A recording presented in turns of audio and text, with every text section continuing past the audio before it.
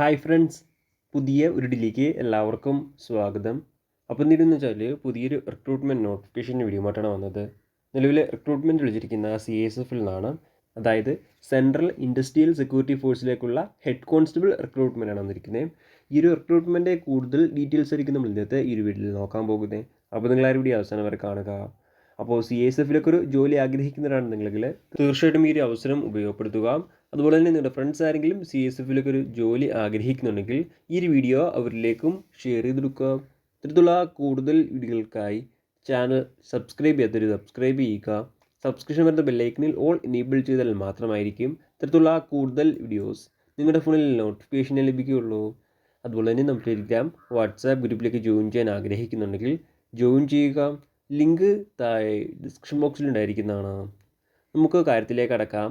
CSF head constable GD പോസ്റ്റിലേക്കുള്ള recruitment ആണ് വന്നിരിക്കുന്നത്. ഇതിലേക്ക് ഫീമെയിൽസിന് മാത്രമേ അപേക്ഷിക്കാൻ സാധിക്കുകയുള്ളൂ. അതുപോലെ തന്നെ ഈ ഒരു റിക്രൂട്ട്മെൻറ്റ് സ്പോർട്സ് കോട്ട റിക്രൂട്ട്മെൻ്റ് ആണ്. ഹോക്കി ഗെയിംസിൽ സർട്ടിഫിക്കറ്റ് ഉള്ളവർക്ക് മാത്രമായിരിക്കും ഈ ഒരു റിക്രൂട്ട്മെൻറ്റിലേക്ക് അപേക്ഷിക്കാൻ സാധിക്കുകയുള്ളൂ.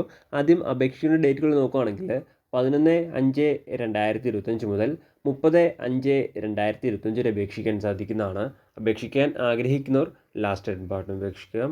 നിങ്ങൾക്ക് റിക്രൂട്ട്മെൻറ്റ് മറ്റേ ഡീറ്റെയിൽസ് നോക്കാം.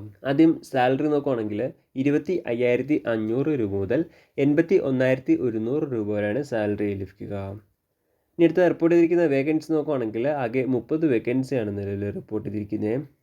ഇനി അടുത്ത് അപേക്ഷിക്കാനുള്ള ഏജ് ലിമിറ്റ് നോക്കുകയാണെങ്കിൽ 18 വയസ്സിനും 23 വയസ്സിനും ഇടയിലുള്ളവർക്കാണ് അപേക്ഷിക്കാൻ സാധിക്കുക.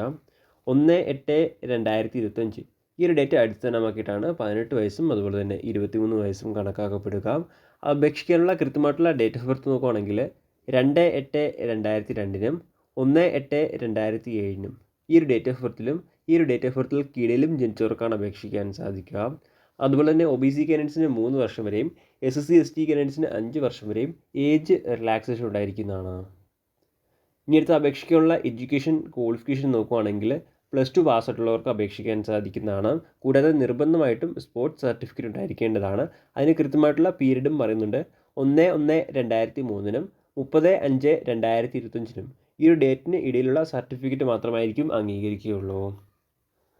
ഇനി അടുത്ത ഈ ഒരു റിക്രൂട്ട്മെൻറ്റിലേക്ക് അപേക്ഷിക്കാനുള്ള ഫിസിക്കൽ സ്റ്റാൻഡേർഡ്സ് നോക്കുകയാണെങ്കിൽ ഹൈറ്റ് മിനിമം 153 സെൻറ്റിമീറ്റർ ഉണ്ടായിരിക്കേണ്ടതാണ്.